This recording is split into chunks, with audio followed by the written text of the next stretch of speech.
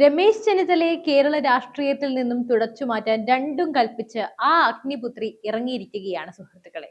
അതെ, ഡൽഹിയിൽ നിന്നും വന്ന ആ ഫോൺ കോളിൽ കേരളത്തിലെ പല പ്രമുഖ നേതാക്കളുടെയും ഉറക്കം കെട്ടിരിക്കുന്നു.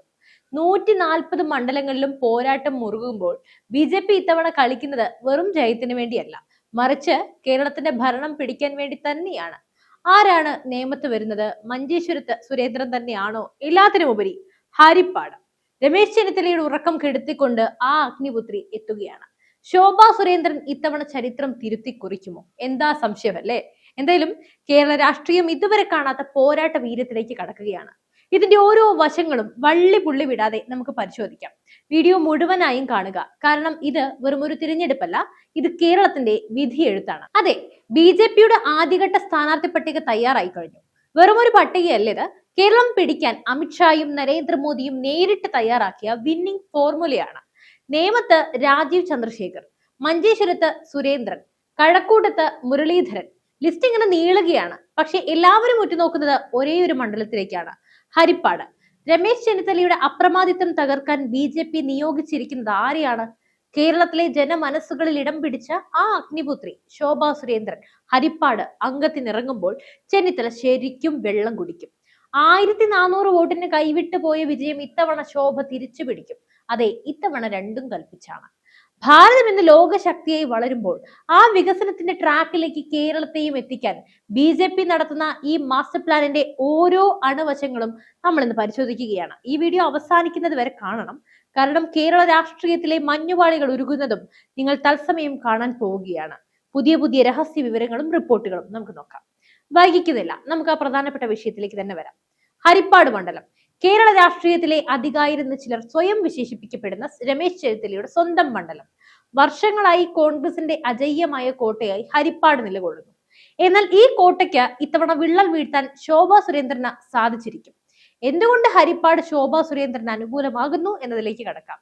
രമേശ് ചെന്നിത്തലയ്ക്ക് എപ്പോഴും ഒരു കണ്ണുള്ളത് മുഖ്യമന്ത്രി കസേരയിലേക്കാണ്. കാലങ്ങളായിട്ട് കേരളം മുഴുവൻ നടന്ന രാഷ്ട്രീയം പറയുന്ന ചെന്നിത്തല സ്വന്തം മണ്ഡലത്തിലെ വികസന കാര്യങ്ങളിൽ വേണ്ടത്ര ശ്രദ്ധിക്കാറില്ല. ഈ ആരോപണം ഹരിപ്പാട്ടെ വോട്ടർമാർക്കിടയിൽ സജീവമാണ്. ഒരു വികസന മുരടിപ്പ് മണ്ഡലത്തിൽ ദൃശ്യമാണ്. ഇത് ശോഭാ സുരേന്ദ്രൻ വലിയ ആയുധമായിരിക്കും. കഴിഞ്ഞ നിയമസഭാ തിരഞ്ഞെടുപ്പിൽ ഹരിപ്പാട് നടന്നത് അവിശ്വസനീയമായ പോരാട്ടമായിരുന്നു. വെറും 1400 വോട്ടിന്റെ വ്യത്യാസത്തിലാണ് ശോഭാ സുരേന്ദ്രൻ അന്ന് വിജയം നഷ്ടമായത്. അതായത് ചെന്നിത്തലയുടെ ഭൂരിപക്ഷം ഇത്രയധികം കുറയ്ക്കാൻ സാധിച്ച മറ്റൊരു സ്ഥാനാർത്ഥി ഇതിനു മുമ്പ് ഹരിപ്പാട് ഉണ്ടായിട്ടില്ല. ആ തോൽവിയിൽ നിന്നുള്ള പാഠം ഉൾക്കൊണ്ട് ഇത്തവണ കൂടുതൽ കൃത്യമായ പ്ലാനിങ്ങോടെയാണ് അവർ ഇറങ്ങുന്നത്. ഹരിപ്പാട് മണ്ഡലത്തിലെ ജാതി സമവാക്യങ്ങൾ പരിശോധിച്ചാൽ ശോഭാ സുരേന്ദ്രന് വലിയ മേൽക്കൈയുണ്ട്. മണ്ഡലത്തിലെ ഭൂരിപക്ഷ സമുദായമായ ഈഴവ വിഭാഗത്തിൽ നിന്നുള്ള ശക്തമായ പിന്തുണ ശോഭയ്ക്ക് തീർച്ചയായും ലഭിക്കും.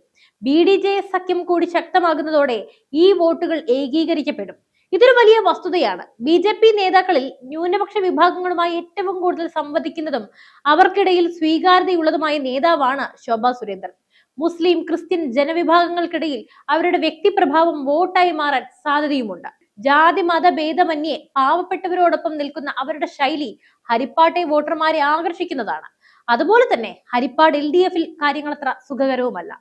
CPMഉം CPIയും തമ്മിലുള്ള പ്രാദേശിക തർക്കങ്ങൾ പലപ്പോഴും ചെന്നിത്തലയ്ക്ക് ഗുണകരമാവാറാണ് പതിവ്. എന്നാൽ ഇത്തവണ BJP ശക്തമായ ഒരു ബദലായി മാറുമ്പോൾ ഭരണവിരുദ്ധ വോട്ടുകളും ഇടത് വോട്ടുകളിലെ അതൃപ്തിയും ശോഭാ സുരേന്ദ്രന്റെ പെട്ടിയിലേക്ക് തന്നെ വീണിരിക്കും. അതിനുള്ള സാധ്യത 101%. എന്തായാലും ഇന്ന് ലോകം ഉറ്റുനോക്കുന്നത് ഭാരതത്തിലേക്കാണ്.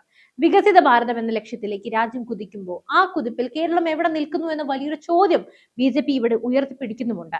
മോദി സർക്കാരിന്റെ വികസന പദ്ധതികൾ ഓരോ സാധാരണക്കാരനെയും വീട്ടിലേക്ക് എത്തുമ്പോൾ അത് രാഷ്ട്രീയമായി വോട്ടാക്കി മാറ്റാൻ BJPക്ക് സാധിക്കുന്നു.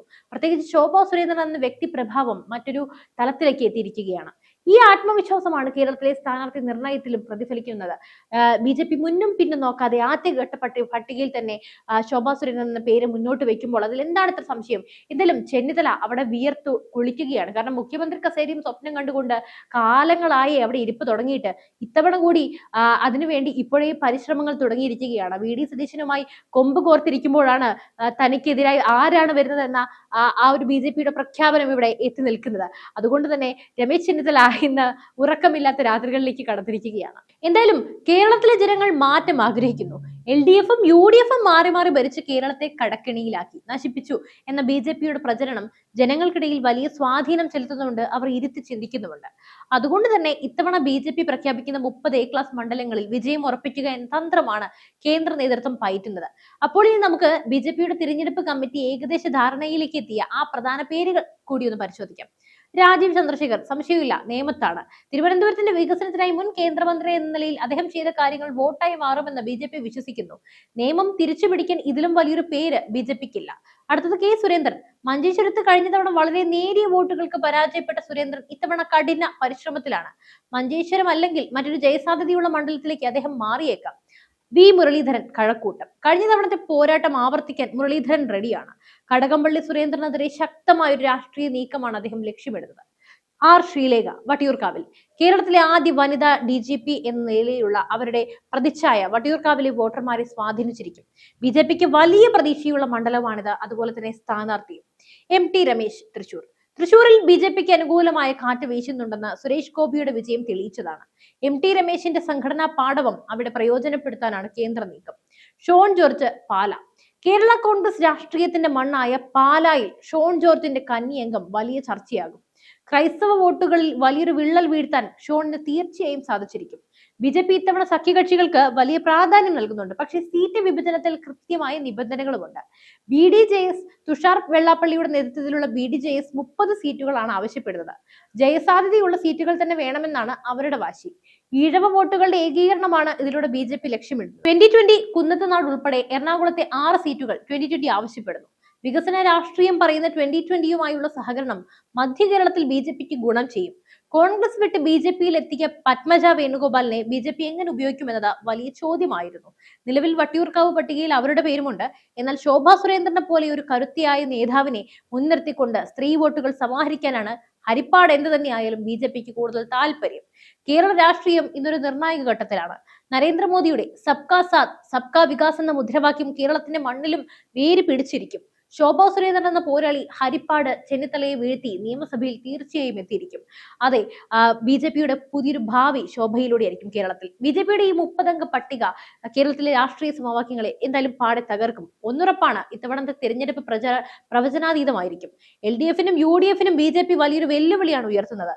അഴിമതിക്കും വികസന മുരടിപ്പിനുമെതിരെ BJP ഉയർത്തുന്ന രാഷ്ട്രീയത്തിന് കേരളം എന്ത് മറുപടി നൽകുമെന്ന് നമുക്ക് കാത്തിരുന്ന വരും ദിവസങ്ങളിൽ കാണാം. എന്തായാലും ഈ ഒരു നീക്കത്തെക്കുറിച്ചുള്ള നിങ്ങളുടെ അഭിപ്രായങ്ങൾ താഴെ കമന്റ് ചെയ്യുക.